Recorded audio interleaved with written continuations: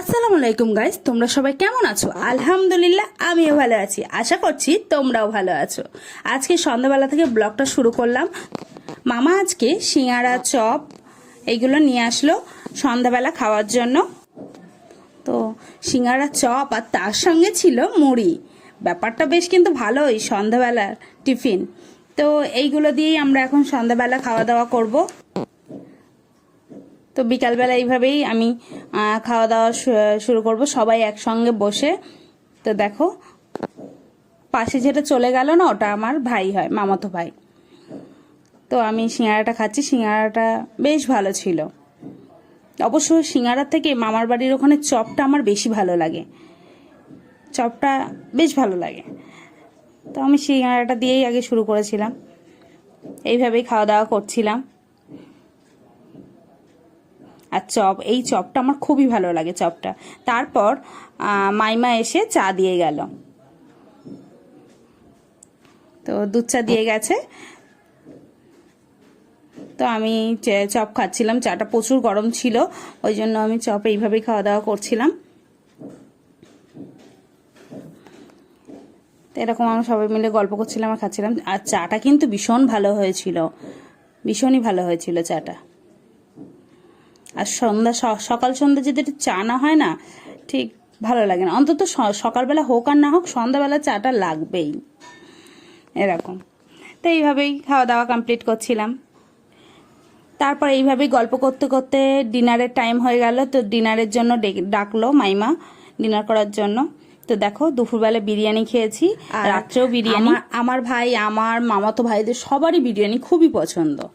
তো আমরা সবাই মিলে একসঙ্গে তো বিরিয়ানি খাওয়া দাওয়াই করলাম।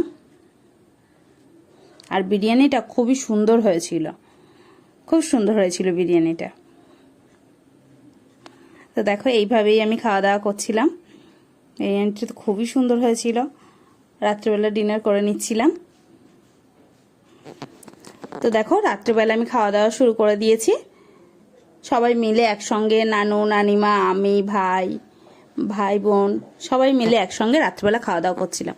তারপর সকালবেলা ঘুম থেকে উঠে দেখি মাইমা বেগুনি করেছে, আর বিস্কিট, মুড়ি এইগুলোই হচ্ছে সকালবেলা খাওয়া দাওয়া। তারপর আর চা করেছিল। তো সকালবেলা যেন ঘুম ভাঙছিল না, তোমাদেরকে আমি কি করে বলবো। কাল রাত মানে আগের দিন রাত্রে হচ্ছে গল্প হয়েছে অনেক রাত পর্যন্ত জেগে জেগে, আর সকালবেলা ঘুম ভাঙছে না, মানে চোখ মুখ ফুলে কি একটা অবস্থা। আম্মু তো জোর করেছে না, তাড়াতাড়ি ওর যেতে হবে, ডেকে তুলেছে। আমি তো একদম মানে উঠতে ইচ্ছা হচ্ছিল না। আর মামা বাড়ি গেলে না ঠিক বাড়ি আসতে আর ইচ্ছা হয় না, সবাই বলে থাকো থাকো। তারপর সকালবেলা ঘুম থেকে উঠে দেখো কতটা সুন্দর লাগছে মাঠটা, ধান চাষ করছে, বেশ ভালো লাগছিল কিন্তু সকাল সকাল।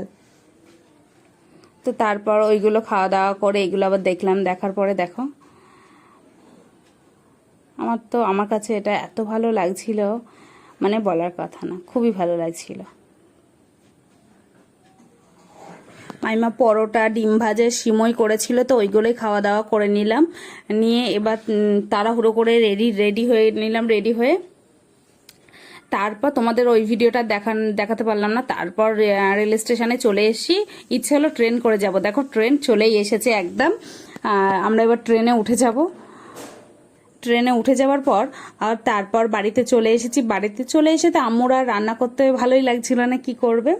আর দেরি হয়ে গেছিল, প্রচুর আসতে দেরি হয়ে গিয়েছিল। তো ভাই বললো তাহলে বিরিয়ানি আনি, দুপুরবেলা বিরিয়ানি খাওয়া দাওয়া করি। তো দুপুরবেলা বিরিয়ানি নিয়ে চলে এসছে ভাই, কারণ আজকে আম্মুকে ছুটি দিতে চেয়েছে। আজকে আসতেও দেরি হয়ে গেছে, রান্না করতেও আম্মুর হয়তো সত্যি কষ্ট করে এসেছে, কষ্ট তো হয়েই যাওয়ার কথা।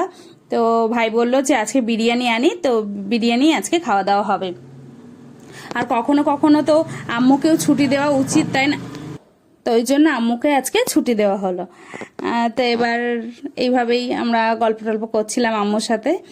করতে করতে সবার জন্য আম্মু খুলে দিল, সবাইকে দিয়ে দিল। দেওয়ার পরে এবার আমিও নিয়ে নেবো। দেখো স্যালাড,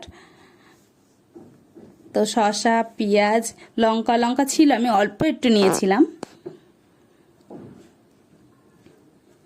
তো এইভাবেই। আর বিরিয়ানিটা খুব টেস্টি হয়েছিল, খুব টেস্টি হয়েছিল, কারণ আমরা এখান থেকেই সব সময় নেই। তো ওদের বিরিয়ানিটা না খুব খুব টেস্টি, আমার তো খুবই ভালো লাগে ওদের বিরিয়ানিটা। তো এইভাবেই আমরা দুপুরবেলা খাওয়া দাওয়া করে নিচ্ছিলাম। আম্মুও কিন্তু খুশি হয়েছিল যে একদিন অন্তত আমার ছুটি হয়েছে। তো এইভাবেই আমরা দুপুরবেলা খাওয়া দাওয়া করছিলাম সবাই মিলে একসঙ্গে। আর বিরিয়ানি তো সবার পছন্দ আমাদের বাড়িতে। তো এইভাবেই খাওয়া দাওয়া করছিলাম, দুপুরের লাঞ্চটা কমপ্লিট করছিলাম।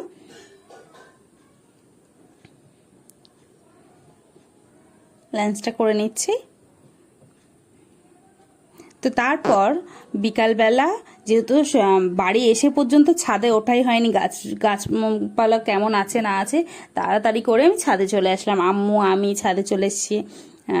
তারপর আকাশটা দেখো এতটা ভালো লাগছিল, খুব ভালো লাগছিল বিকালের আকাশটা। তো তারপর দেখো আমি দেখছি ফলগুলো একদম পেকে গেছে। এই ফলগুলো আগের দিন পাড়া হয়নি, না তোমাদেরকে তো দেখিয়েছিলাম যে ফলগুলো পারিনি, যেহেতু কাঁচা ছিল পাড়া হয়নি। তো আমি ওই জন্য সব ফলগুলো দেখছিলাম যে একদম কালারটা চলে এসছে কি, পাড়ার মতো হয়েছে কিনা। দেখো ফলগুলো কি সুন্দর। তো আমি এটা দেখার পরে পাশের গাছটা দেখতে গেছি, যে পাশের গাছটা তো আরো সুন্দর লাগছে, এত ভালো লাগছে। দেখো ফলটা এত সুন্দর লাগছে, আমার কাছে খুবই ভালো লাগছে। আমার এত ভালো লাগছিল ফলগুলো দেখে, খুবই ভালো লাগছিল। তো পাশের ফলটাও আমি দেখে নিচ্ছি, বেশ ভালো সাইজ হয়েছে, কিন্তু কালারটাও বেশ ভালো হয়েছে।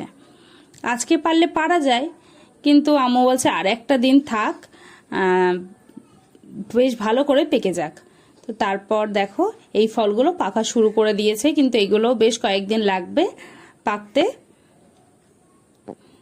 দুটো কালারটা এসে গেছে, 2-3 দিন লাগবে। তো তারপর এইভাবেই ছাদে এসে এত ভালো লাগছিল, গাছেদের সঙ্গে খুবই ভালো লাগছিল। তো গাছটা কতটা সুন্দর লাগছে দেখো, বেশ ভালো লাগছিল। তো আমি তো প্রতিটা গাছ যেন মনে হচ্ছে কতদিন এদের সাথে আমার দেখা হয়নি, কতদিন আমি ছাদে উঠিনি।